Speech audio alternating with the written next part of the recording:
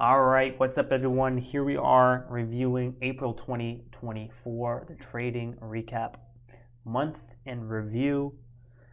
This month was definitely, we got some better momentum than the first 3 months of the year. The first 3 months of the year, I didn't do too well. Pretty much small green throughout the months and the first 3 months of the year. April, we started getting some decent momentum. It started with GFAI. GFAI really kicked off April pretty nicely, and I started to have some pretty decent green days. I had maybe about 3 green days, over $300 in profit for just trading a few hours in the morning, which was really nice. It was really, refreshing and really, relieving to know that, the market is going to turn no matter how slow it does get. It's only a matter of time till the next opportunity comes, and then you can pounce on it and push yourself harder and harder and try to level up and push your comfort zone a little bit. So it was really nice to know that I'm still the same trader that was trading last year, because I never had a big day over like $300 since I would say like November or October of last year. So it was quite a long time since I had a really nice green day. So it was really kind of relieving, to know that I'm still that trader. It's just, the market conditions are always changing, and sometimes you're just going to go through a slump, and that's okay. And you manage your risk on those in the slower markets, and then when the hot market comes around, you have to push it a little bit. And you really can't afford to be you can't afford to be too conservative during the really hot markets. So it's kind of relieving to know that, I'm still that same trader, and, the next time, the market gets hot, I have a good baseline to build off of. I have a very good baseline to build off of. I'm getting more experience. More experience brings more confidence, and with more confidence comes more size and bigger profits. So, continually stacking those wins, and over time, I'm gonna, make some serious progress. So this month we had pretty decent win ratio, winning percentage, a little bit on the lower side, only 54% winning percentage. So about half of my trades were closing red, but I was able to close my red trades a lot smaller than my green trades. So that caused me to have a nice profit margin. I kept about 50% of my profits on the month, coming out to net profit $1,680.79. So pretty decent, nice, solid supplemental income for the month. I am no longer trading full time, so this is nice. Supplemental extra income coming in. To build up that portfolio, to build up that savings, that emergency savings, to spend on things that will produce more cash flow, cash flowing assets. So very good, to continually keep building that portfolio. It's really good that that I'm no longer. It's really good that I'm no longer relying on trading as a full-time income, because it's definitely a lot less stressful. And this would definitely not be enough, but now, since I have a full-time job that I work during the day, this is all extra. This is all icing on the cake, which is nice. So about a 1.5 to 1, about a 1 to 1.5 risk reward, so which is pretty decent. Usually, in the past, my first maybe about 2 years, my accuracy is about 65%. And my risk reward was actually negative. I was still making profits, but my profit margin was only about 30% my first 2 years when I first got profitable. And so it seems like the theme, like as I'm getting more experience, I'm actually shifting my profitable metrics to, instead of having a high accuracy and a lower risk reward, it's actually starting to teeter out to being more like a higher risk reward ratio. Risking less to make more profits and having a lower accuracy. That seems to be where I'm headed towards as I'm getting more experience. Just being a little bit more confident in the patterns and letting my winners run a little bit longer, because I I've seen it happen so many times over and over again that I can kind of, let the trade run a little bit rather than taking my profits too quick. So that seems to be the theme now. And I do think that there is a cap, when you're taking your profits quick and you have that 70% win ratio, but your risk reward is like 1-to-1 or even negative. I believe there's a cap at how much you can really make, because your accuracy can only be so high. You're never going to have 100% accuracy, and I think there's just a cap with if you're trying to maximize your winning percentage, there's a cap. But if you're trying to maximize your risk reward, I feel like it gives you a little bit more space to grow, because there's always going to be a stock, at least in the small cap world, you're never always going to capture that full move. And, with more experience and, better entries, you're able to really let your winners run a little bit longer, and you can capture, some of these moves that are going to go up several hundreds of percent in a day. I feel like there's just a lot more upside if you can really dial in and grow your risk reward ratio and really work on that side of your strategy rather than just focusing on your winning percentage. Because I just think that your winning percentage just has a cap. Like, you're only going to win statistically on so many trades, and you're never going to have a 100% win ratio. So, but on the other hand, the risk reward, like, their stock's always making bigger and bigger moves, 100%, 200%, 300%, and there's just a lot more meat on the bone. If you can identify that setup that's going to run, from your entry point, another 20, 30, 40, 50%. If you can work on trying to capture more of that than you were in the past, I feel like you're just going to, be a lot more profitable focusing on that side of your metrics. So that seems to be where I'm headed towards, with more experience. My average position cost about 500. I do a lot of scalping on small size, so on my bigger positions, they're definitely a lot bigger. Some of my positions maybe $5,000, $6,000, $7,000 position sizes on my bigger positions. Largest winning trade, only $120. I mean, that would be a decent trade, but nothing completely out of this world here. Like a nice solid $300, $400 trade. Decent winning trade. A lot of these just kind of adding up on the month. My largest losing trade, only $42. So really did well this month with managing my risk. I believe this trade is one that I kind of let go a little bit too long on small size, and it actually turned out to be a big percent loser, but because it was a small size, it didn't end up being a large dollar amount. But only $42.50 was my largest losing trade this month. So really, really good to see, that my largest winning trade is well over double. It's about triple my largest loser on the month. And that's kind of what you would like, definitely for a solid month. It's always really bad when you have one month and you do so well, like everything looks so well except this one trade. Sometimes you'll just have one trade that just like completely wrecks your month, and that's the thing that I want to avoid.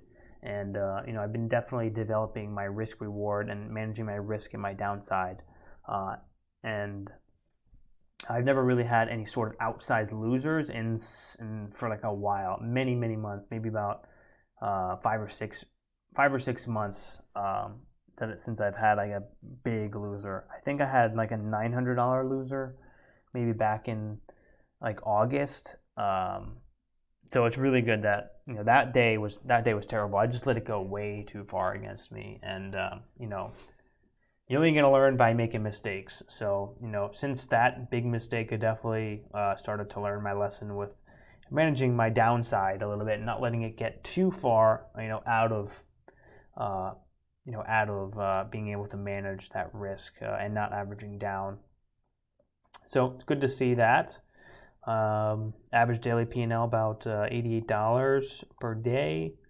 Profit margin 51%, and so perfect. So really good stats, and this is the kind of stats that I want to be sizing into. So when the market is giving consistent opportunity, I want to focus on every single time there's a solid market or a great stock that has a catalyst and has a low float, I need to be focused on just add another 100 shares. Take whatever position size you're going to take and just add 100 shares. And then, from there, once you get comfortable with that, just add another 100 shares. And it's not that much. Right now, I'm doing maybe, let's say you're doing 500 shares, just add 100 shares. It's only 100 shares. It's not going to blow up your account. So push it up to 600 shares increments instead of 500. And, you can kind of get that exposure of a little bit out of your comfort zone, but still, manageable. You're not going to have a huge shock to the system. So you can get used to that and then bump it up just a small little increment, 100 shares, and then 100 shares. And just over time, before you know it, you'll be slinging 1,500, 2,000 share in increments. And then you can really start to make some serious profits. And so that's kind of where I'm headed towards. And it's very difficult and it takes a lot of time, to develop that level of confidence. And I don't feel like that I'm that type of person that's just going to go from slinging only 250 to 500 shares to slinging 2,500 to 5,000 shares. I don't think I could do that overnight. It's just going to be too much of a shock to the system. And then that will, cause me to make, do emotional trading or, hold on to a loser. So the kind of approach that I'm taking is, when the market is there and when I have a really good stock, that's looking good pre-market, has high volume, a low flow, has a catalyst, right in my price range, just looking to add on just 100 shares on top of the share size that I would use. So let's say I would usually do probably 500 share increments. So, when that stock comes along and it's really, really juicy setup, maybe add on 100 shares to the end and start doing, 600 share increments for that day. And then for the next day, maybe do 700 share increments and then, keep building like that. So that's sort of the approach that I'm taking for, this year. And this year is definitely going to be the year that I need to push my comfort zone, because last year was my first profitable year. So that year was all about mastering the fundamentals and getting profitable and getting consistently profitable, mastering the fundamentals and getting good habits, getting good habits and creating a solid base of statistics to look at. So reviewing my first year of profitability of just where I'm starting at, a great base level to build from. And now this year is going to be about really pushing that and trying to scale it up. And that takes a lot more time. I feel like it takes a lot more time than you would think, because you just have to deal with a lot of just, inside resistance of pushing your comfort zone, which is a lot more difficult than you think. Some people are able to do it, but some people do need that extra time to really build that confidence. So that's pretty much it for the month. I can go through the running P&L. By the way, if you guys want to check out Trade Journal, you guys can check it out with the link down in the description. You guys can sign up for this. There is a completely free version with unlimited uploads, which is great for beginner traders. And if you're looking for some extra education, we also offer that in Trade Journal as well. And we are coming out with, there's going to be an update for AI. So there's going to be an AI update as well, in which you'll be able to use ChatGPT and artificial intelligence to analyze your trades and analyze your statistics as the day is unfolding. So as you're trading, it's going to take into account the previous trades and give you an estimated value throughout the rest of the day if you should keep trading or if you should stop trading, and it'll give you that good feedback that you may or may not be able to get if you didn't have that sort of resource.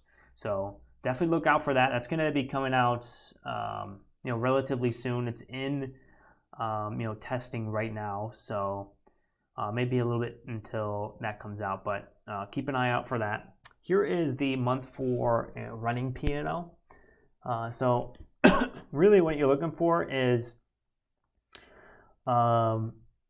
huge drop. So any days that there's a huge drop, I definitely want to be reviewing that trade, what happened. This month, probably any big drops, nothing significant this month. My largest loser is only $40, but you also want to be reviewing those big inclines. Like here, like what trade was this that caused me to go from 20 to 80, or what is that, 60, 20 to 60. That must have been a good trade. So I want to be, zoning in on this day and reviewing what exactly happened on that day, what exactly happened on this day. I started fading off pretty quickly. Here is another jump. Later in the morning, here's another jump. So all of these, areas is one of those trades that really made the day. So definitely am going to be reviewing those. And next we can go through the insights just to kind of get a look at the P&L throughout the month.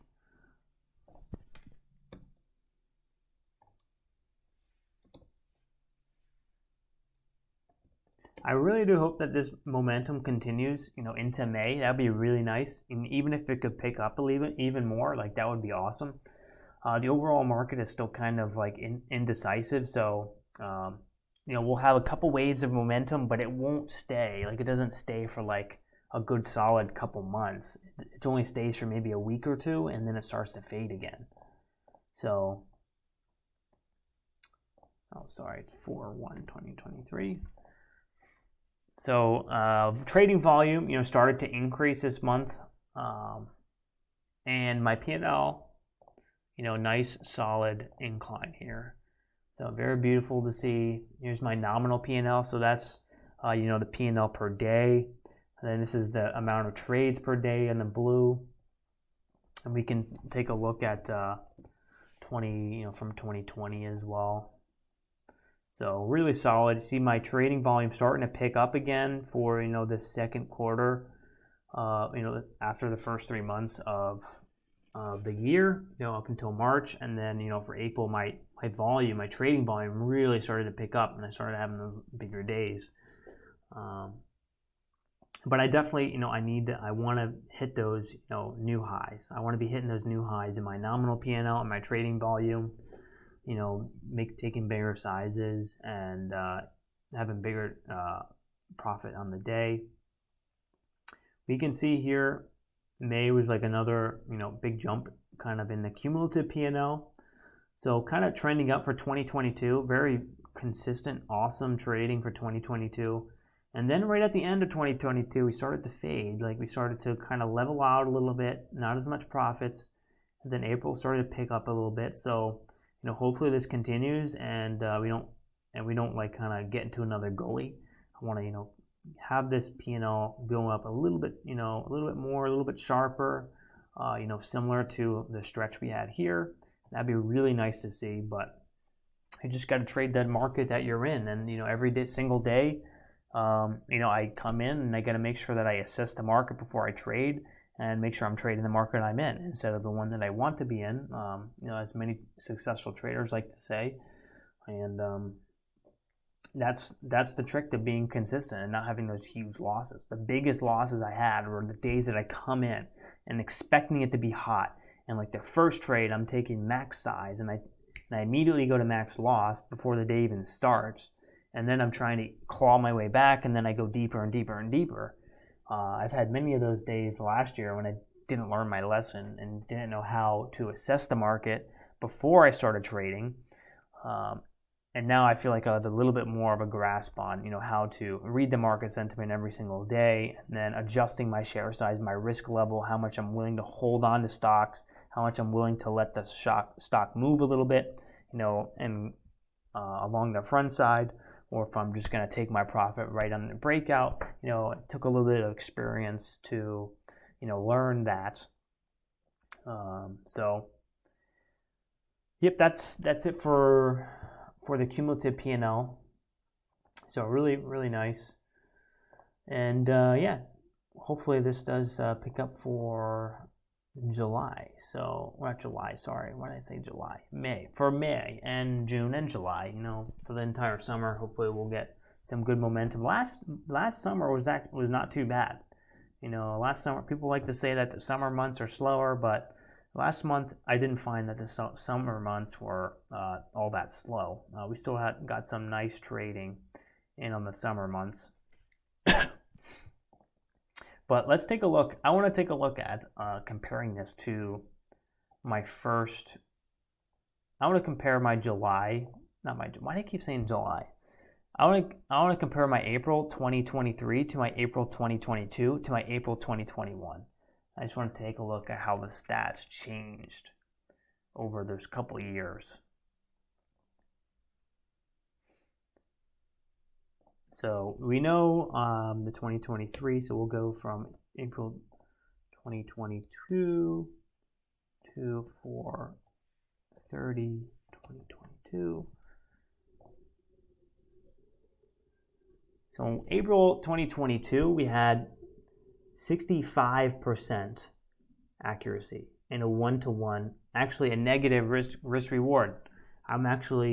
I was losing more than I was making in a single trade. I just had a higher amount of winners. So you see how that kind of flipped just in 1 year. That experience kind of just caused it to flip, that 1 year of extra experience.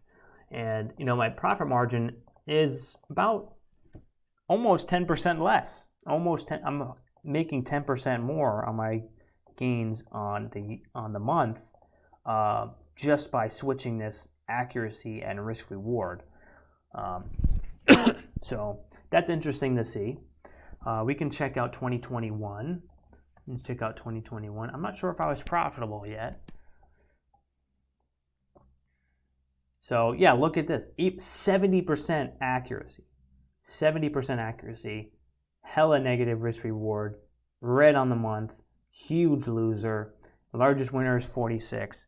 So you see how, you know, just over those 2 years, like the first year, high ass winning percentage, very low risk reward. As the experience grows and my confidence grows, my accuracy actually comes down to, you know, a different level. And actually I'm going to call it like, it's like my golden area, my golden space for accuracy, because then I can really start to scale up. It allows me to scale up and give me some space to let some winners run. You know, some of those winners are naturally going to come back and, you know, stop out break even or for a small loss, which causes that accuracy to drop. But those ones that win, they're going to be able to really, you know, start to run and get those 10%, 15%, 20% winners. And so yeah, as that experience grows and my confidence grows, accuracy comes down to like that perfect area between 50 and 65%, or about 50 to 60%, and my risk reward starts to rise a lot. So that's very interesting to see how, you know, how that's turning out. So I encourage you guys to analyze your statistics. They're definitely very helpful, you know, to become a better trader. You need this. Everyone needs this. And a good way to start is by signing up with Trade Journal. So sign up with Trade Journal with the link down in the description. You know, it's a completely free resource. You can, you know, import all of those brokers. Pretty much most of these brokers out here, you can import straight in. So if you have any of these brokers, they will work for Thinkorswim. I mean, will work with Trade Journal, including Thinkorswim, TradeStation, MetaTrader, Fidelity, E-Trade, NinjaTrader, Webull. So all of those, you know, you can just import right into Trade Journal. Very, very easy, and you'll be able to analyze your trades. So very helpful. So that's it for the April 2023 monthly recap. Thanks for tuning in. If you guys are still watching, please hit the thumbs up button. Also subscribe. I'll see you guys in the next video. Peace.